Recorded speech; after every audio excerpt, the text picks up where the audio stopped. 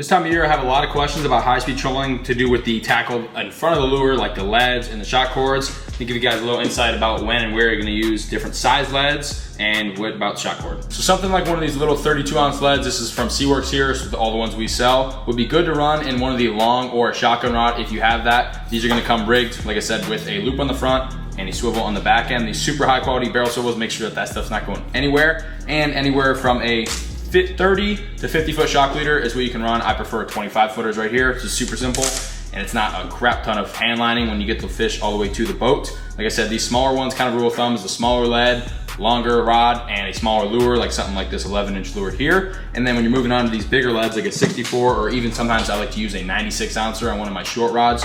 That's relatively heavy, especially for like, if you're using on a 50 wide even, that's a 96 ouncer with a big lure is a lot of weight back there, a lot of work on that drag.